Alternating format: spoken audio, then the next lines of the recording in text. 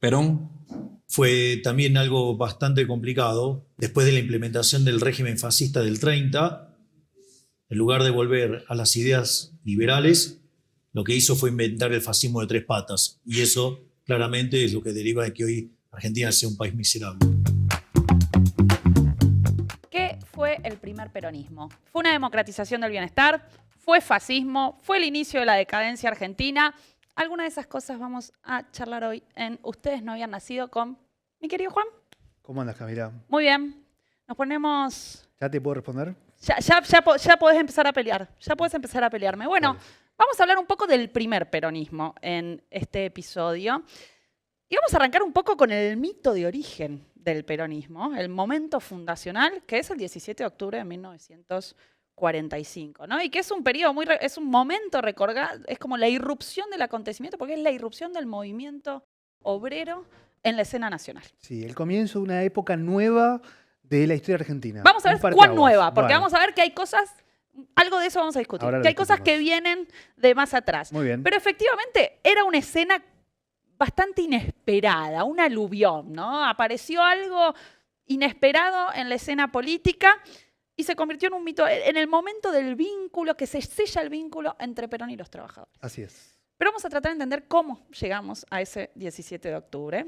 Así que nos vamos más para atrás, ¿no? Bueno. Nos vamos al golpe de 1943, ¿no? En Muy bien. 1943 tenemos el segundo golpe militar de la historia argentina.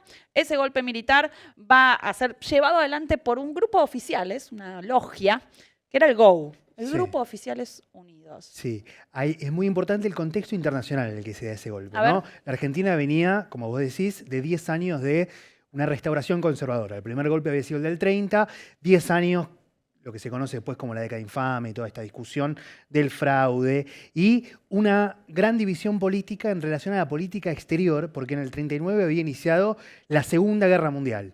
Y en el ejército, especialmente en las Fuerzas Armadas, pero también en el resto de la política, había toda una serie de disputas alrededor de eso que son claves para entender ¿Qué postura tomar? La trama política. ¿Qué postura tiene que tomar la Argentina? Lo que prima al principio es la tradición de política exterior argentina que venía desde principios del siglo, que el irigoyenismo había aplicado en la Primera Guerra Mundial, que es el neutralismo, la neutralidad. Argentina no tiene que ver con este conflicto. ¿Qué empieza a pasar? El neutralismo empieza a asociarse con apoyar al eje. Es decir, cuando los aliados van ganando la guerra, bueno, mantenerse en una posición neutralista era mantenerse en una posición más profascista, ¿no? Así es. Y eso se va a trasladar a nivel interno.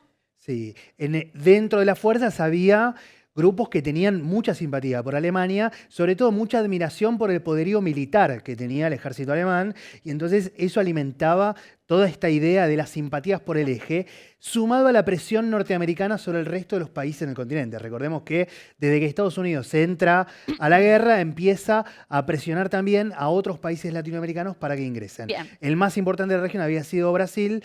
Argentina resistía todavía la presión norteamericana. Dentro de este grupo de oficiales unidos había una tendencia más pro-eje. Bueno, y en este grupo de oficiales que da el golpe, había un militar que se llamaba Perón. Vamos un poquito a la historia de Perón antes de meternos en su rol dentro del golpe. Dale.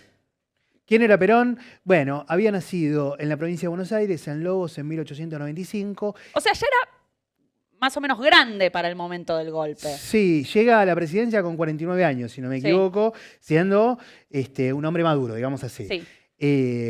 Había nacido en la provincia de Buenos Aires, se había ido con su familia a la Patagonia, su padre administraba campos en Chubut, son una especie de clase media rural, tiene ahí un contacto con la vida de campo que va a ser importante como experiencia formativa, y lo envían luego, cuando ya es un poco mayor, a Buenos Aires, vive aquí en el barrio de Flores, en la ciudad de Buenos Aires, al colegio militar. Y termina en el colegio militar, que es la institución que lo acoge y que lo forma definitivamente. Sí. Se va a convertir después en profesor en la Escuela Superior de Guerra. Esto es muy importante. Uno de los especialistas en peronismo, de nuestros peronólogos, que es Juan Carlos Torre.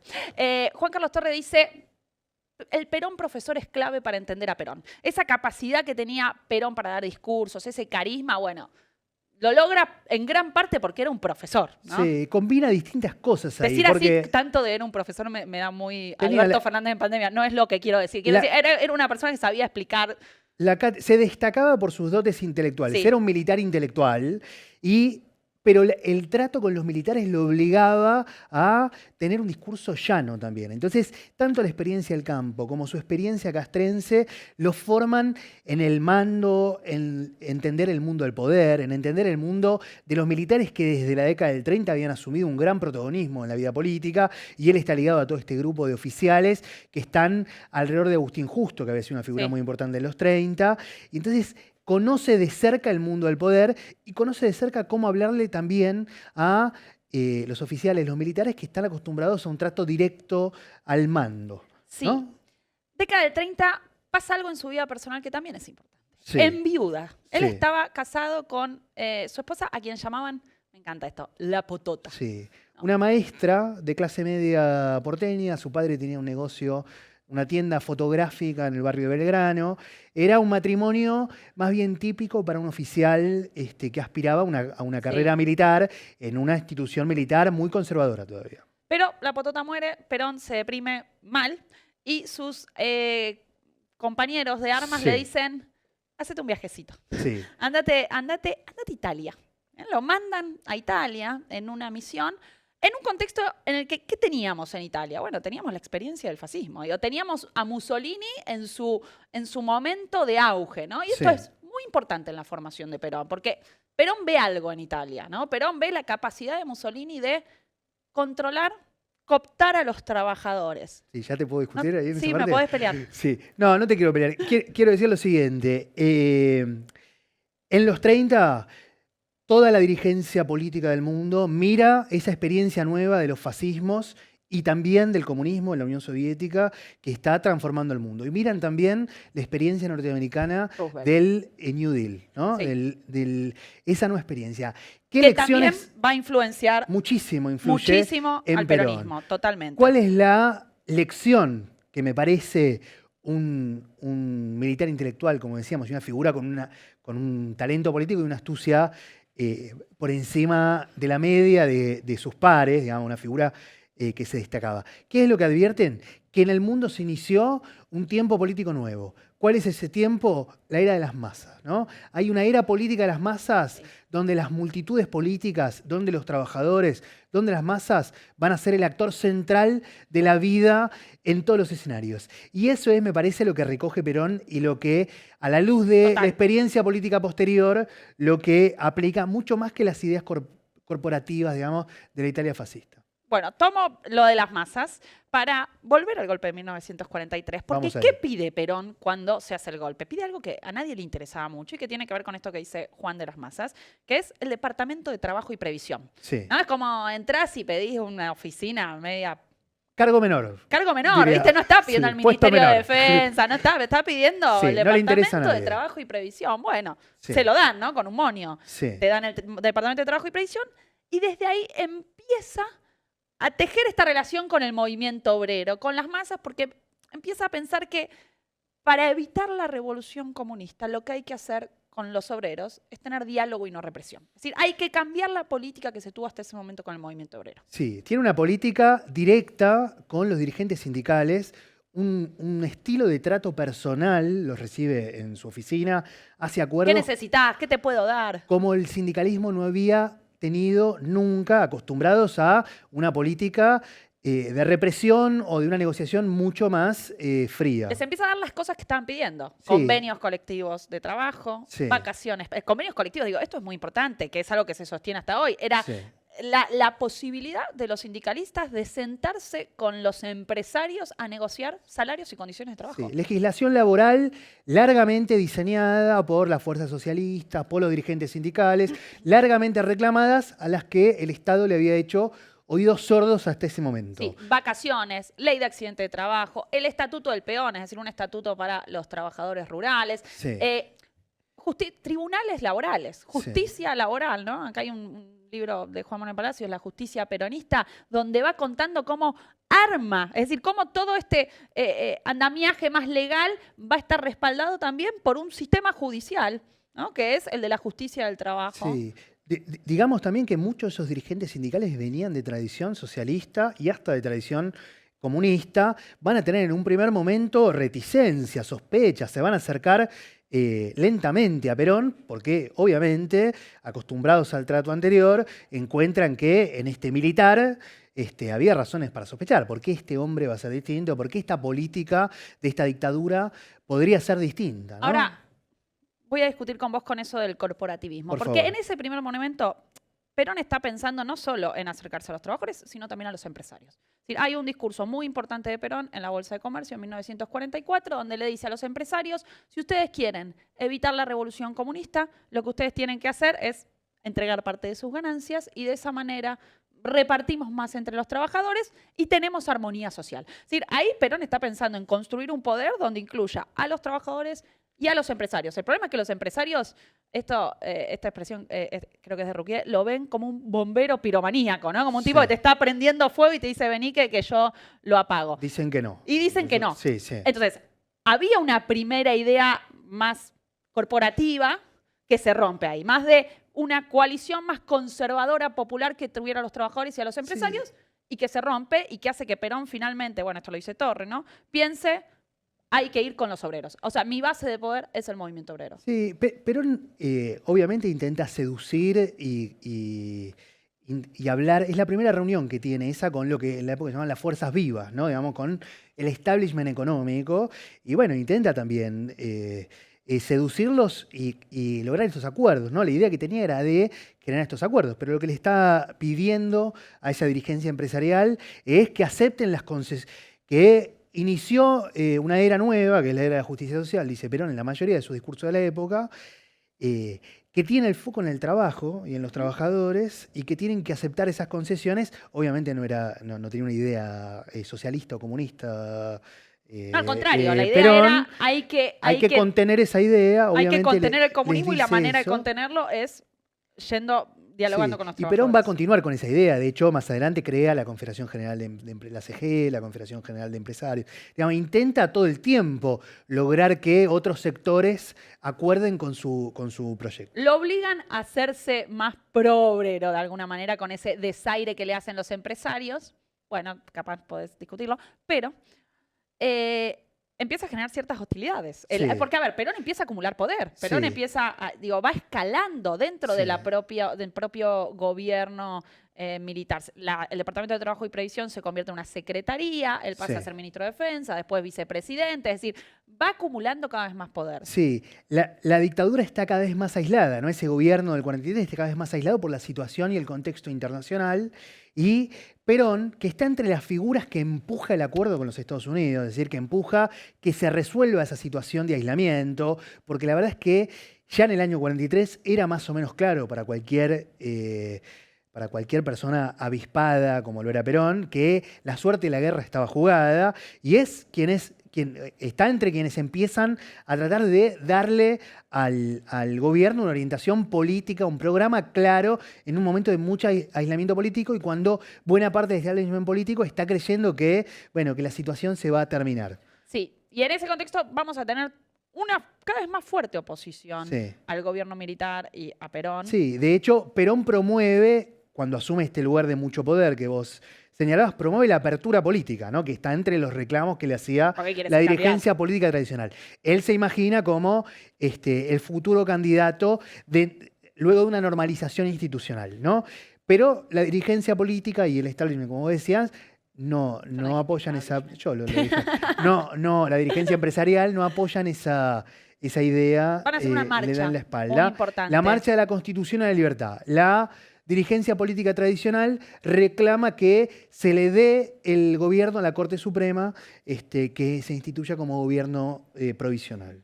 En ese contexto, a Perón lo meten preso.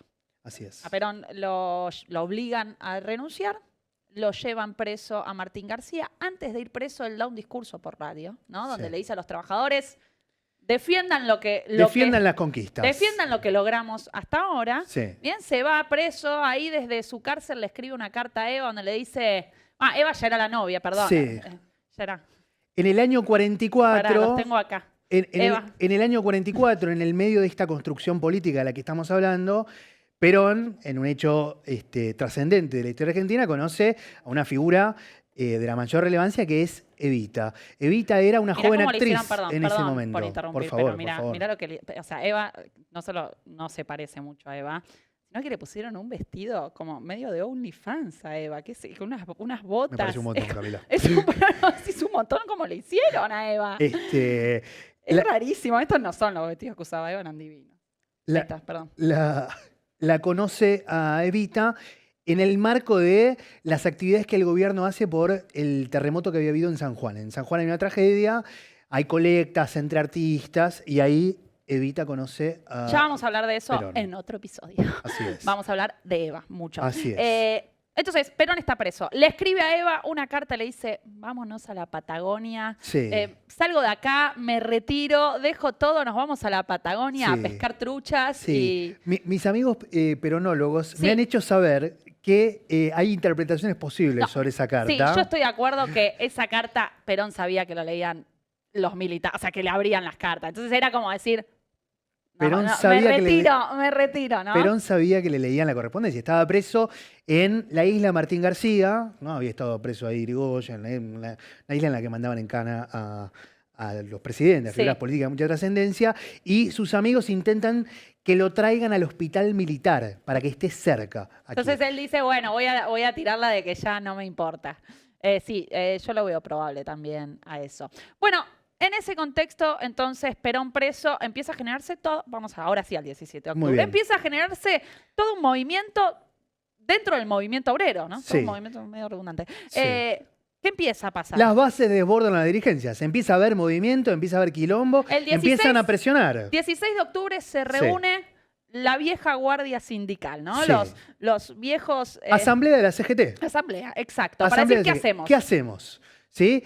Muy dividida la asamblea, ahí operando, quiero decir, muy fuerte. Hay figuras del sindicalismo que se habían acercado a Perón. Algunas se habían acercado, como por ejemplo Ángel Borlengui, Atilio Bramuglia, hombres que venían de los sindicatos ferroviarios, el sindicato de comercio, que venían del socialismo, que en el socialismo no habían encontrado lugar para una trayectoria política por su extracción sindical. El socialismo estaba visto todavía como un partido de doctores, como un partido donde los cuadros Sí. políticos tradicionales tenían una importancia que opacaba a estas otras figuras que venían del sindicalismo, y a través de Mercante, que era la mano derecha de Perón, un amigo cercano dentro del ejército, cuyo padre era ferroviario, se habían acercado estas figuras y son quienes empiezan a operar y a tramar dentro de esa asamblea para generar todo este movimiento que reclame la liberación de Perón. Ahora bien, esta asamblea dice, vamos a hacer un paro el 18 de octubre. Así es.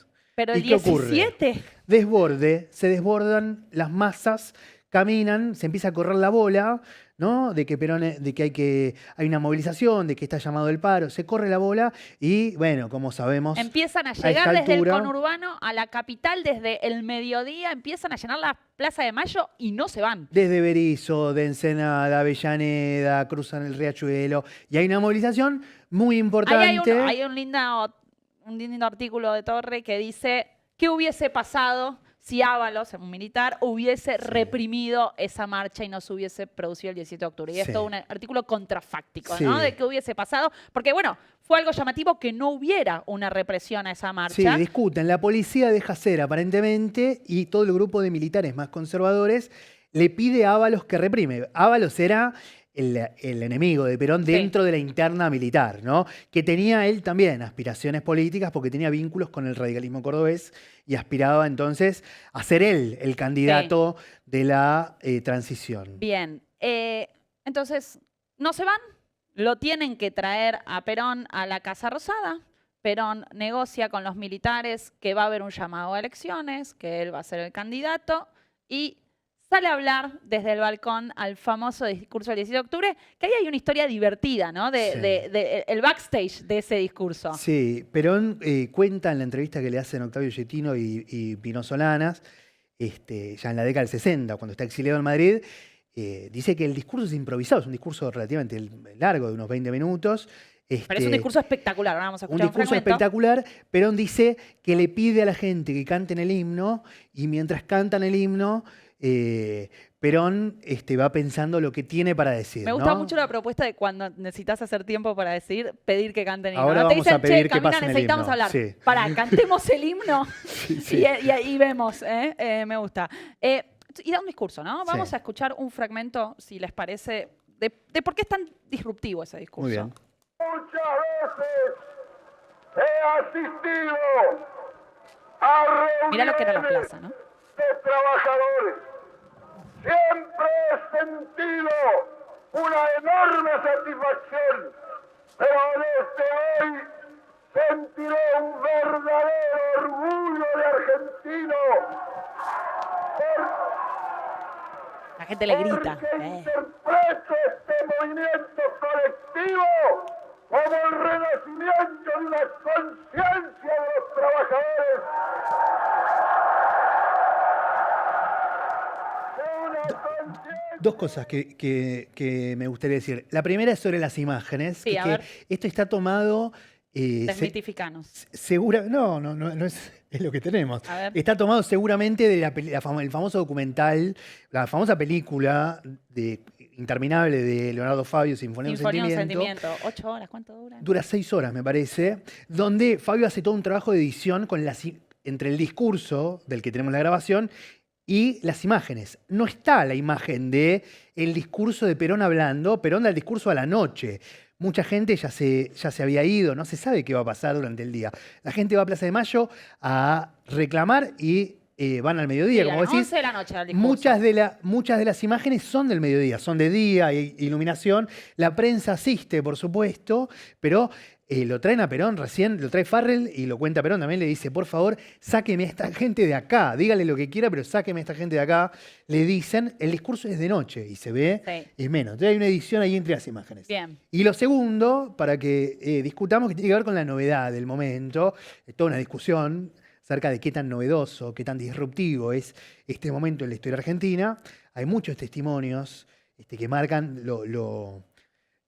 el efecto que tuvo, ¿no? Ver a toda esa gente ahí y a los trabajadores, ¿no? Las caras marrones, ¿no? Sí. En la ciudad blanca, ¿no? Hay algo ahí de un efecto disruptivo. Y lo primero que dice Perón es trabajadores, ¿no? Se refiere a los trabajadores que están en la plaza, les habla directamente. Se inaugura un diálogo, no es un monólogo. Como vos decís, la gente lo interrumpe, le grita, aplauden. Hay un diálogo que va a durar décadas entre Perón y los Se trabajadores. inaugura un ritual, porque a partir de ahí, digo, el ritual de Perón hablándole a los trabajadores o del peronismo hablándole a los trabajadores, o sea, sienta un precedente que se va a convertir en un nuevo ritual. Sí. Y diría también que en eso de hablar a los trabajadores hay un discurso, el discurso del 7 de octubre es un discurso bien emocional.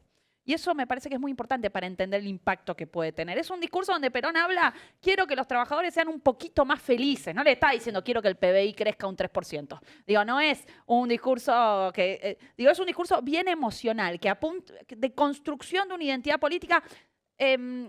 Sigal dice algo así como, apunta a una promesa, les muestra una promesa, les está dando la idea de un porvenir, de un horizonte futuro. Hay algo de eso que es muy importante, no por irracional, no estoy diciendo emocional en ese sentido, ¿no? Sino por cómo pega para generar una identidad política nueva que están haciendo. Hay un debate interesante entre historiadores que podemos comentar muy brevemente, pero hay algo de esa novedad que es emocional, como decís, que es simbólica, digamos, que tiene que ver con lo que un historiador muy importante del peronismo, Danny James, llama... Dani le decís.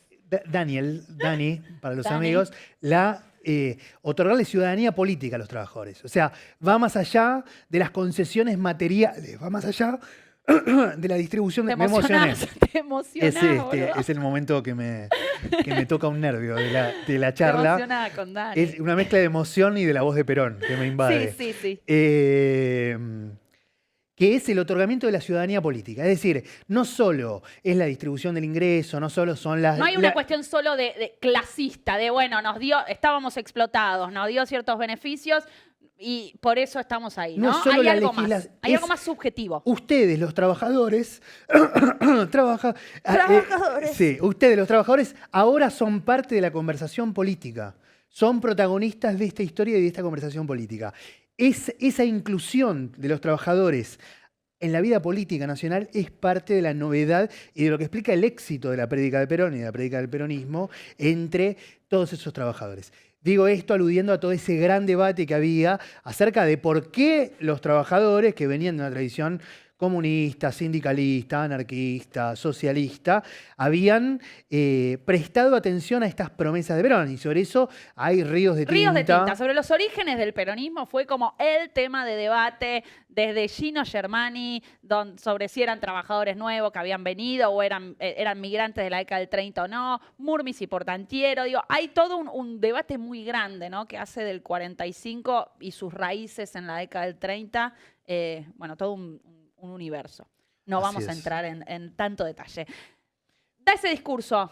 Viene la campaña electoral. Vamos a tener las elecciones de 1946 y tenemos dos bandos, ¿no? Bien. Por un lado, el Perón arma con los sindicalistas un partido medio... Sí, Perón tiene el apoyo del ejército, el apoyo de la iglesia, que eran las fuerzas que venían del gobierno del 43, el apoyo sobre todo de los sindicalistas que arman un partido, que es el Partido Laborista, y con una parte del radicalismo, ¿no? Perón, además de interactuar con los sindicatos, con los empresarios y con todos estos actores sociales, había tratado de entablar relación con la dirigencia política tradicional. Le había ofrecido una vicecandidatura, se supone, a un caudillo radical cordobés, Amadeo Sabatini, una figura muy importante del radicalismo de la época. Se llevan mal en la reunión que tiene, Sabatini no apoya esa decisión. Y consigue la adhesión de otro radical que va a ser su candidato a vicepresidente, Hortensio Quijano.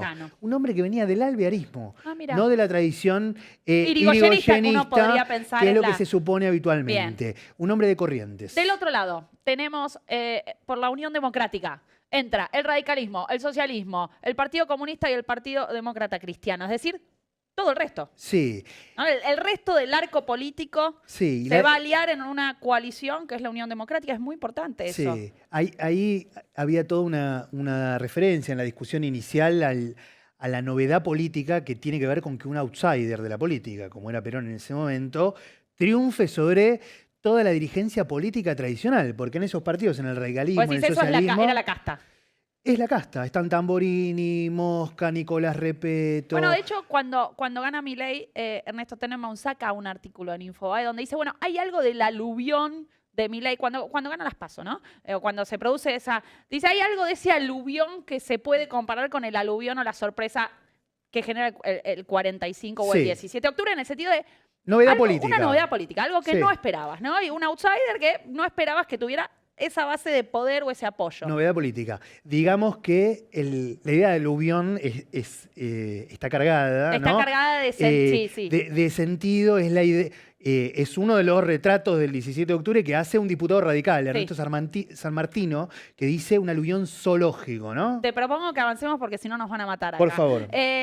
Bueno, dos cosas pasan en esta campaña, muy rápido. Por un lado, va a haber como de parte del gobierno una serie de políticas, más bien populistas podríamos decir, para ganar las elecciones, ¿no? Un decreto para aumentar salarios y establecer el aguinaldo. Así es. No lo pagan el aguinaldo. No lo pagan después los empresarios. Y después vamos a tener un clásico, lo que se convirtió en la consigna que a Perón lo ayudó muchísimo, que es que Braden, que había sido embajador de Estados Unidos acá en Argentina, ya no lo era, saca todo un informe sobre las relaciones entre el peronismo y el nazismo. El libro azul, ¿no? Le hace, dicho por la propia diplomacia norteamericana, le hace mucho daño a las relaciones entre los dos países, porque tiene una intromisión muy protagónica, digamos, en la campaña, una figura que no venía del cuerpo diplomático, era ingeniero civil, Braden, y se maneja se maneja Braden, no, pero no era así la consigna. Se maneja, digamos, con alguna torpeza política que Perón con mucha astucia aprovecha y convierte el Braden o Perón en una de sus consignas, ¿no? Sí, es decir, lo da vuelta, ¿no? Y usted está eligiendo entre la embajada norteamericana y la Argentina, básicamente. Perón termina ganando con un 53% esas elecciones. Mirá qué lindo Perón boxeando a Era full. buen boxeador, Perón, que de Colimba había sido campeón en el ejército como boxeador y como esgrimista. Datita, Era sobre todo datita. un gran esgrimista. Datita para el asado del domingo. Bien. Vamos al gobierno. Bien. Tenemos al a gobierno. Perón asumiendo el gobierno. Y acá yo creo que hay un punto importante que también puede servir para comparar un poco con el presente, que es Perón tiene que armar un partido desde el gobierno, porque él asume con ese rejunte y lo que va a hacer básicamente es disolver los partidos disuelve el Partido Laborista, los partidos que lo llevan a la coalición y arma un nuevo partido que va a recibir el nombre, adivina, Partido Peronista, ¿no? Porque Imaginativo. imaginativo, ¿no? ¿Para qué Claro. vamos a...? Y donde Perón claramente se convierte en el conductor. Acá hay una similitud con la actualidad en el sentido de que me parece que son los únicos dos que arman un partido ya estando en el gobierno. Digo, Perón y Milei. ¿No? Como arman el partido, está bien. Bueno, digo, como empiezan a construir Sí. el partido claramente desde el gobierno, ¿no? Puede Y ser. de una manera bastante verticalista, digo, con disciplinamiento dentro del partido y también dentro del propio movimiento obrero, Hay ¿no? cualquier partido. Los sindicalistas que buscaban más autonomía frente al gobierno van a ser desplazados por sindicalistas que adhieren más, ¿no? Sí, sí. Y los sindicalistas van a tener un gran protagonismo, ¿no? Van a tener estas figuras que decía Borlenghi, Bramuglia, tienen cargos ministeriales, que es algo inédito en la historia argentina. Bramuglia va a ser canciller de Perón, un hombre que venía también de tradición socialista. Borlenghi, ministro del Interior.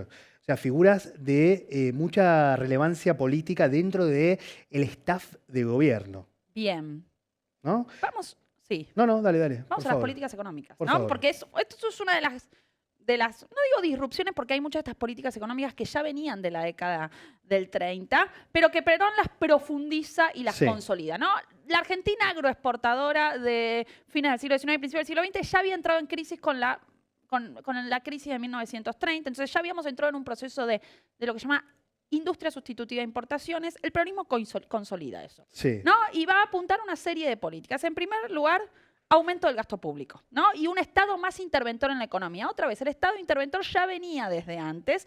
¿Y ese Estado interventor qué tiene que hacer? Bueno, tiene que promover la industrialización, distribuir mejor el ingreso, es decir, aumentar salarios. Y eso era muy importante porque eso era lo que iba a permitir para Perón que los trabajadores consuman más y así se pudiera generar lo que él llamaba un círculo vicioso. Virtuoso. No vicioso, eso. Un círculo virtuoso que después llevara a aumentar la producción. Es decir, mejores salarios, más consumo, más producción, más industrialización, ¿no? Ese era como el círculo que se iba dando y el Sí. Estado tenía que intervenir para que ese círculo se pudiera formar. Sí, yo te diría, uno podría pensar la política económica en dos momentos, ¿no? Hay un primer ciclo de ahí del 45-46 hacia el 49-50, donde empieza una crisis económica, y hay Ya vamos a ir al una segundo. segunda etapa que vamos a Total. discutir Esto después. sería la era dorada, ¿no? Hasta el 49 es la era dorada. Es la época de la obra pública, del gasto. El gasto, el Visto en- consumo. Sí, pero visto en perspectiva, todo el ciclo es un ciclo de crecimiento económico y de ampliación de la participación de la industria, digamos, en el Producto Bruto y de la ampliación también de la participación del salario, ¿no? en el ingreso nacional.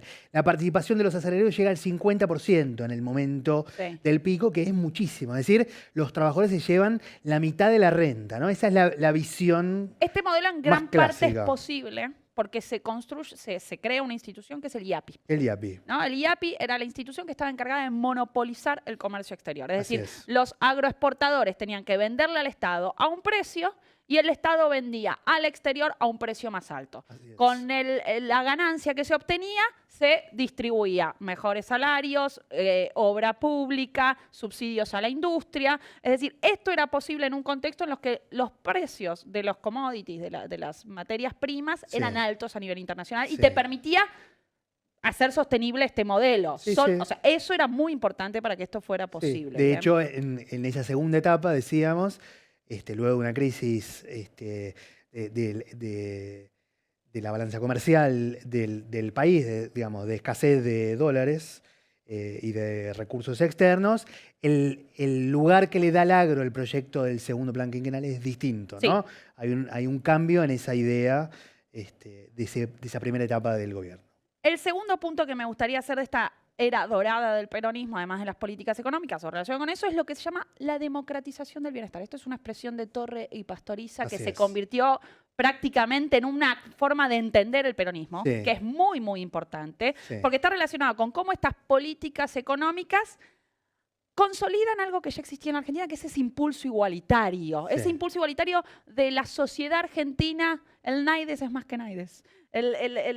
Todos los argentinos tenemos derecho a vivir mejor y a que todos vivamos mejor, ¿no? Entonces, es muy importante ese proceso de movilidad social ascendente que se va a dar de sectores trabajadores que pasan a clase media y un engrosamiento importantísimo de la clase media, sectores trabajadores con muchísimas más opciones, congelamiento de alquileres, salarios mínimos, planes de vivienda, salud pública, es decir, toda una serie de políticas sociales que apuntan a esta democratización del bienestar, ¿no? Sí, es un concepto también que hizo escuela, como vos decís, y es parte de una discusión más amplia. Está acá, en este libro, que es un libro muy recomendable si alguien quiere pensar muchos aspectos del peronismo, ¿no? Y el capítulo ese al que haces referencia de Torre y Pastoriza es especialmente lindo y tiene todos estos ejemplos de democratización social, digamos, de poner al alcance de las clases trabajadoras bienes de consumo o bienes culturales también que antes habían estado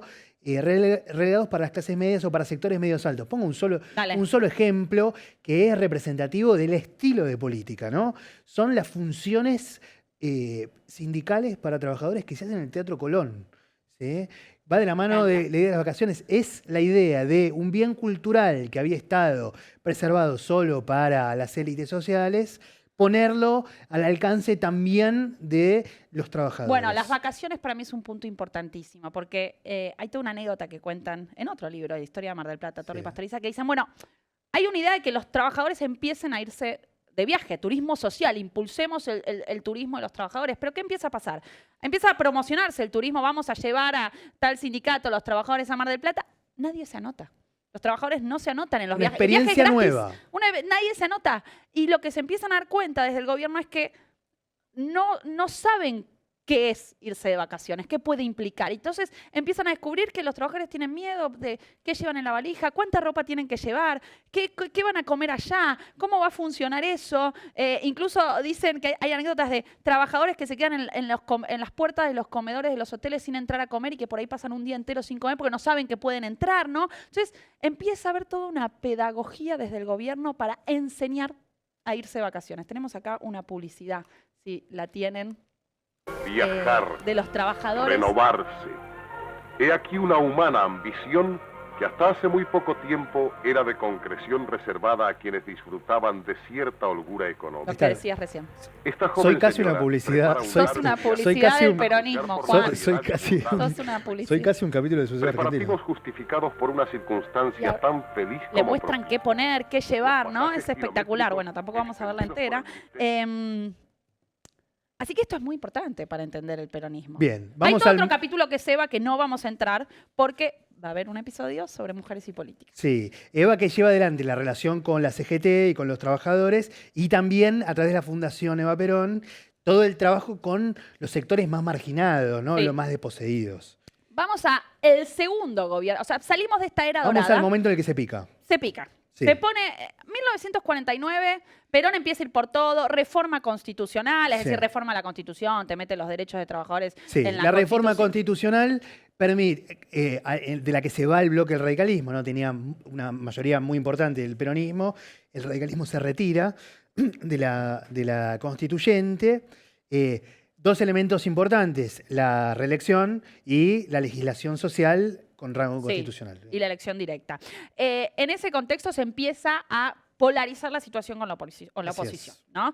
Balbín va preso, ¿no? Lo tenemos ahí a Balbín. Balbín era el opositor, el enemigo, podríamos decir, ahí lo tenemos preso a Balbín. El líder del radicalismo, ¿no? Y el jefe del bloque parlamentario del radicalismo. Yo creo que hay que hacer una serie de Balbín Perón, ¿no? Como recorrer la historia argentina con Balbín Perón, los dos peleados en el gobierno, está todo mal. Y terminan Perón amigos. Perón se va al exilio, Balbín se queda acá, bueno, trata de ser presidente, no llega en ningún momento, pero está ahí manejando el radicalismo. 72, se abrazan, vuelven, es que se empiezan a escribir cartas. Se empiezan a escribir cartas diciendo, che, nos pasamos 2 estaciones con lo de la pelea, el faccionalismo. Viene Perón, se abrazan, escándalo, se abrazan, casi que van a una fórmula. Casi una fórmula. Casi van a una fórmula y después la serie tiene que cerrar con el velorio de Perón, donde Balbín dice, este viejo adversario despide a un amigo. Ahí ¿no? tienen una idea para una serie. Ahí está, serie, para sí. serie. Que me contraten, por favor. Entonces, se empieza a picar con la oposición. 1951 hay reelección, porque el cambio en la Constitución le permite a Perón presentarse en las elecciones y Perón arrasa. Sí. 63%. Momentos importantes del 51. El famoso cabildo abierto en el que la CGT le pide a Evita que sea la candidata a vicepresidenta. Evita les dice que no, presionada por toda la dirigencia militar que aparece en escena para evitar Que Eva sea la candidata. esa escena que hubiera sido más disruptiva de lo que ese elenco todavía permitía. Y la gente no se quiere ir, ¿no? Los trabajadores no se van de la plaza. Es una escena dramática muy importante. Un mes más tarde, primer intento de golpe militar. Primer intento de golpe militar previo a las elecciones. Efectivamente. Es decir, ya empezamos a tener un antiperonismo que toma cuerpo. Toma las armas. Sí, que toma cuerpo. Efectivamente. Y a esto se le suma la crisis económica. Es decir, una vez que Perón gana las elecciones, ya la crisis económica ya había empezado en 1949. Inflación, crisis de balanza de pago, una crisis bastante típica de los ciclos de stop and go de la Argentina. Sí. Pero ya para 1951, Gómez Morales, que se va a convertir en el ministro de Economía, le va a decir a Perón, hay que hacer un ajuste, ¿no? Sí. Hay que hacer un plan de estabilización. La era del pan negro. La era del pan negro, es decir, ahí tenemos el Perón austero, el Perón del ajuste fiscal, ¿bien? Sí. Se pone más mileísta, ¿qué va a hacer? Congela precios y salarios, ajuste fiscal, menos crédito, restringe el gasto público. Plan de estabilización exitoso. Plan de estabilización, hay ahí un discurso de Perón, que a mí me parece espectacular, porque digo, veníamos viendo lo de como impulso al consumo, bueno, en este contexto, ¿qué va a decir Perón? Yo los he dejado, lo voy a hacer. Yo los he dejado que gastaran y que comieran y que derrocharan durante 5 años todo lo que quisieran. Se hicieran el guardarropas que no tenían. Se compraran las cositas que les gustaban y se divirtieran también. Que tomaran una botella cuando tuvieran ganas.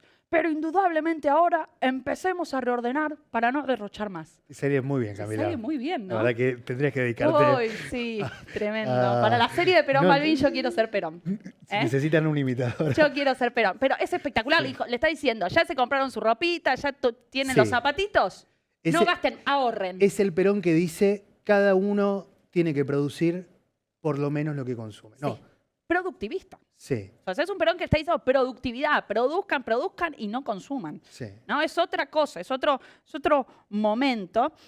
Y además es un Perón que se vuelve más peronista, iba a decir, peroniza más las instituciones. Sí. ¿No? Hay un momento, es un momento más autoritario, el rayo peronizador. Sí. ¿No? Después del triunfo electoral, que había sido abrumador, ¿no? Con participación ya de las mujeres, con una ampliación del padrón muy importante por la participación de los ciudadanos de las provincias nuevas, que antes eran territorios nacionales. Se amplía muchísimo la gente que vota y gana abrumadoramente. Y en ese marco avanzan todas estas políticas que vos estás señalando. Y acá tenemos, doctrina justicialista se convierte en la doctrina nacional. Los funcionarios tienen que afiliarse al peronismo. Y tenemos también algo que es más conocido, que es se politizan las aulas. Es decir, la politización, los valores políticos del peronismo llegan a las aulas. Tenemos los manuales ahí. Todos deben producir. Los niñitos producen si trabajan en su casa y estudian en la escuela. La patria pida, ahí está lo de la productividad también que veíamos. Niños productores. Perón dijo hay que producir, producir y producir. Digo, esto de la productividad llevaba todo. Tenemos a ver otros. Perón, PE. Pato, Pito, pelo, bueno, dice Pito, qué raro. Yo soy una nena, ¿viste? Me río. Todos aman a Perón, todos cantan ¡Viva Perón! ¿Bien? Sí. También con Eva, obvio. Eva. Eva va y vuelve. Tiene un vestido nuevo, dice eso. Tiene un vestido nuevo. Son conocidos estos materiales. Sabemos hoy, hay estudios sobre eso, sabemos hoy que provocaron mucha resistencia en la comunidad educativa. Los maestros, las maestras. Esto es una novedad dentro de la educación argentina. no había una interferencia tan grande Sí. nunca. ¿No? Sí, y compite con la antigua educación religiosa, pero había una tradición de educación popular laica muy importante y genera resistencia, y sabemos que se practica a medias, le dan poca bolilla, intentan resistirlo, le dan Pues si poca no tuvo bolilla. efecto, ¿no? Estamos viendo de algo que no tuvo efecto. Tuvo efecto, sin duda, y en parte el efecto fue la resistencia que generó entre maestros, maestras, quienes habían obtenido, sin embargo, también mejoras sindicales, mejoras en las condiciones ¿De qué de se trabajo. quejan? ¿De qué se quejan? Está diciendo. Son las contradicciones ¿De qué se quejan? que arman. Porque esta política educativa estuvo en el marco de una ampliación muy importante. También hay una tarea de creación de escuelas muy importante, de colegios normales, de escuelas técnicas, de jardines de infantes. Se crean muchas y hay una ampliación muy importante de la matrícula durante esos años. Entonces, es interesante todo ese conflicto que se da. Uno de los grupos opositores más importantes habían sido los universitarios también. Sabemos, durante el peronismo se otorga la gratuidad universitaria que triplica la matrícula, pasa de unos 40.000 estudiantes a 150.000 estudiantes. Y entre esos estudiantes había estado en este momento los grupos opositores más radicalizados, digamos, y que se movilizan muy fuerte contra Perón. Hay ahí un universo de contradicciones interesante. Bien.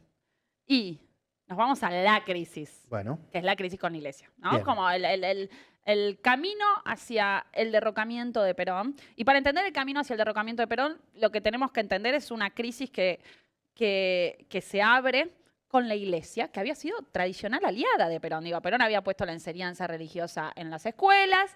Digamos que los universos estaban divididos, ¿no? Pablo Gerchunov en su libro de 1955 dice, había dos soberanías que en algún momento estaban separadas. Se sabía que Perón tenía la soberanía sobre la tierra y que la Iglesia tenía la soberanía sobre los cielos, sobre el espíritu, los espíritus. ¿Pero qué empieza a pasar? Bueno, se empiezan a mezclar esas soberanías. Por un lado, Perón empieza a peronizar instituciones y eso implica, se relaciona, por ejemplo, con la canonización de la figura de Eva después de su muerte como jefa espiritual de la nación, sí. con rituales que se acercaban más a cuestiones, incluso, por ejemplo, apoyo a sectores espiritistas como Sí. las sectas San Basilio. La escuela basílico. Escuela ¿no? basílico, Sí. exacto. Sí, le dan un acto importante en el Luna Park. Lo estudia Lila Caimari, Lila. ¿no? Tiene un estudio muy lindo sobre la relación de la Iglesia y el peronismo. Y como vos decís, parece que comparten público y empiezan a disputar. Y la disputa de Perón se vuelve cada vez más más aguerrida. Más dura. Cuando se crea el Partido Demócrata Cristiano, Sí. Perón dice, pará, están como metiéndose, ¿qué es esto, un Partido Demócrata Cristiano? Si soy yo algo parecido al Partido Demócrata Cristiano. ¿Qué están haciendo? Sí. Y ahí parece que Perón se saca un poco, Sí, ¿no? llega a poner de rabino llega a poner de ministro de culto a un rabino. Ya está. No, Eh, bueno, saca la enseñanza religiosa en las escuelas, sí. permite Es el los Perón laico. prostíbulos. Sí, de golpe es ateo. Como Es el Perón laico. ya está. Hace algo Sí. que esto lo estudió Carolina Barri, que me encanta. Empieza a mandar a las iglesias a mujeres del Partido Peronista Femenino como espías. Sí. Son como las Julietas del peronismo, ¿no? Como las mujeres de espías que van y ven cuáles son los curas que están hablando mal de Perón y empiezan a darle información, ¿no? Se empieza como cada vez a picar más Sí. la situación. Sí, y la Iglesia tenía una incidencia y una influencia muy importante dentro de las fuerzas, ¿no? Dentro de las fuerzas. Y ahí eso explica, por ejemplo, la escena de los bombardeos, ¿no? Que son los bombardeos a Plaza de Mayo, la movilización de Corpus Christi y los bombardeos a Plaza de Mayo que se hacen con aviones que tienen pintado un Cristo vence. ¿no? También una Exactamente. escena- Digo, ahí ya el conflicto con la Iglesia genera un cambio dentro de las Fuerzas Armadas. Es decir, que Perón se pelee con la Iglesia para los militares es un punto de inflexión. Así es. ¿Bien? Con la Iglesia no.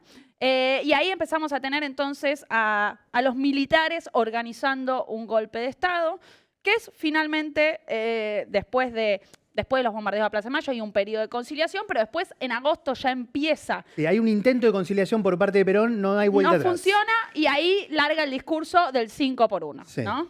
Entonces, el discurso de por cada uno de los nuestros que caiga, caerán 5 de ellos. Sí.